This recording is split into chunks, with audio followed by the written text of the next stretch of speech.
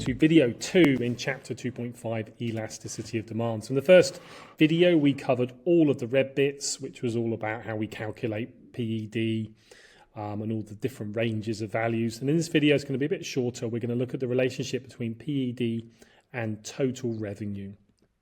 So firstly, we need to define revenue. We haven't done that in the course so far. So revenue is the income a business receives from selling goods and services. And we can calculate that as price times quantity sold. So for example, if a business sells 25 pairs of shoes and each pair of shoe costs $40 each, then the revenue will be calculated as the 25 times $40, which equals $1,000. Now, for a real life business, they're going to be selling multiple things probably, but we're only going to focus on one product at a time. And what we can do is in the table on the left, this is the one we've been using in 2.1 and in future chapters, we can see we've got all of the prices, all of the quantity demanded. And what we can do then is we can then calculate all of the revenues at the different prices. So for example, at a price of 10, the quantity demanded is 40.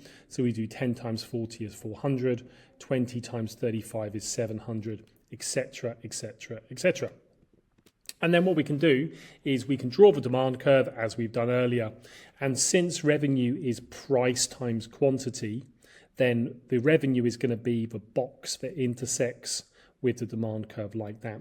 And the reason for that is that as revenue is price times quantity, we've got price on the y-axis, we've got quantity on the x-axis. So it's just going to be the area of the rectangle. So for example, at a price of 40, we go across from 40, we hit the demand curve here, and we go down to 25, and the area of this box is going to be $1,000. And we call these revenue boxes, but it's basically a revenue rectangle or whatever you want to call it. And then you can see as we go up the demand curve, the higher prices, the box is going to change. So for example, at $70, it's going to be, we go across from 70 and then we go down to 10 to get the 700, which is over here. So what can we use these for? Well, we can now look at the relationship between revenue and elasticity. So the first one we're going to look at is when there's a change in revenue when demand is inelastic. So we did this in the first video. So let's assume we're moving from a price of 20 up to a price of 30. So we're moving up the demand curve from this first black dot to the second black dot. In the table, it's moving from a price of 20 up to a price of 30.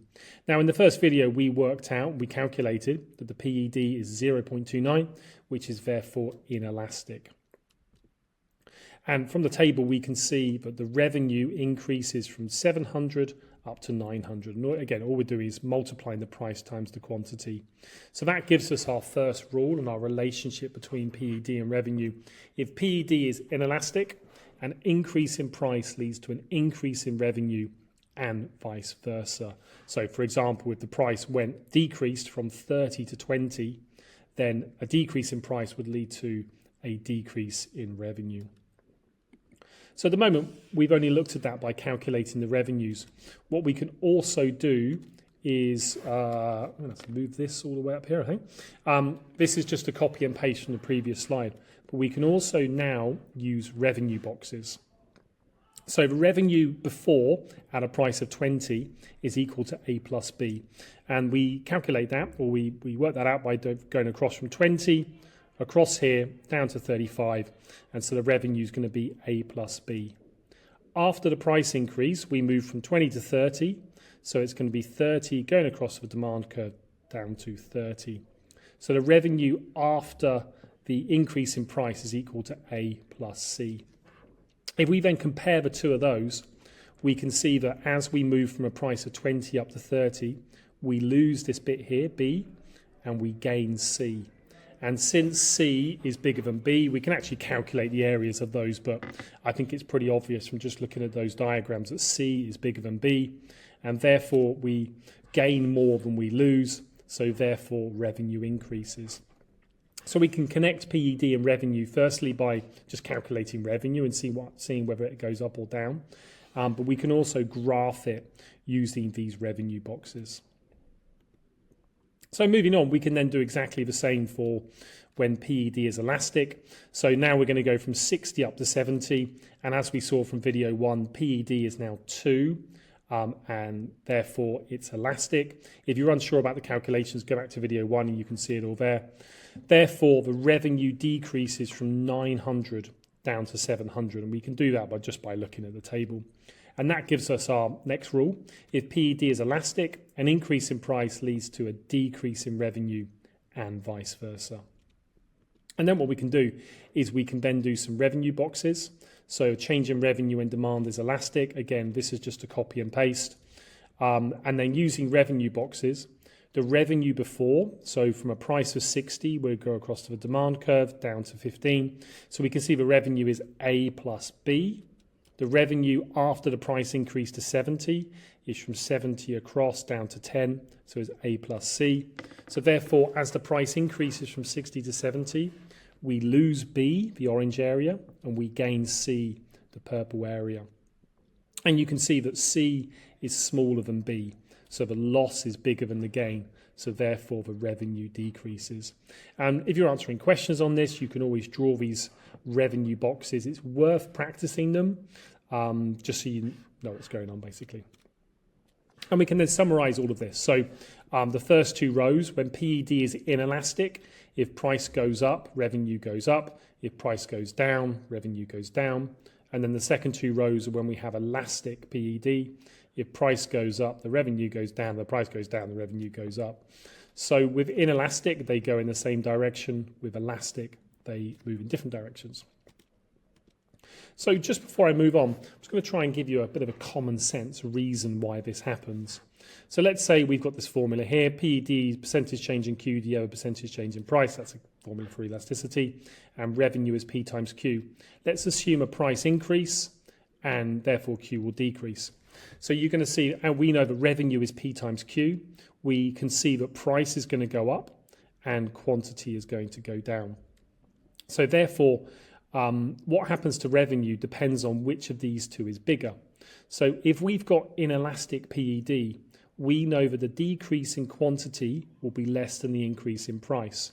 So therefore, the percentage increase in price is going to increase the revenue because everyone's now paying a higher price.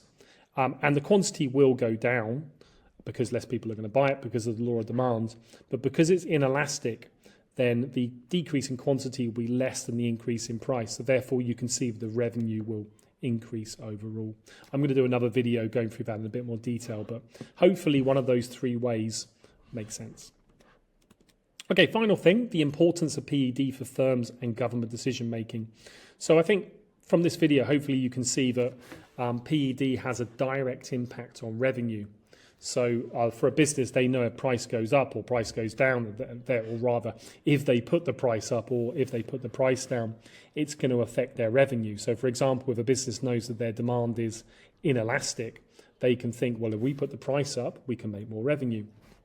So therefore, businesses can use elasticity to help in what they do with the price of their products. Additionally, governments can use it. So for example, let's say a government taxes cigarettes in order to decrease consumption. So this is what most governments around the world do. So we saw from video 2.2 with a tax, the supply curve will shift to the left and we move from equilibrium with quantity 1, price, I don't know why I've done price P2, Q1, P2, when we move to equilibrium with quantity Q2 and price P1. So what's going to happen is that the price is going to go up and the quantity is going to decrease from Q1 to Q2. However, as cigarettes are highly addictive, they are price inelastic. So therefore, when we draw the demand curve, we're going to get a very steep demand curve, which represents an inelastic PED. So even a large tax means that quantity demanded only decreases from Q1 to Q2. So therefore, having a tax on cigarettes is not that effective because it doesn't decrease consumption very much. However, governments make a large tax revenue from this. Now, I'm not going to cover this in a lot of detail because this topic is covered a lot in chapters 2.7 and 2.8. So when we cover those chapters, we're actually going to go back and look at elasticities, and hopefully that will be beneficial there. Right, that is all of that finished. Video 3 will be income elasticity. I'll see you then.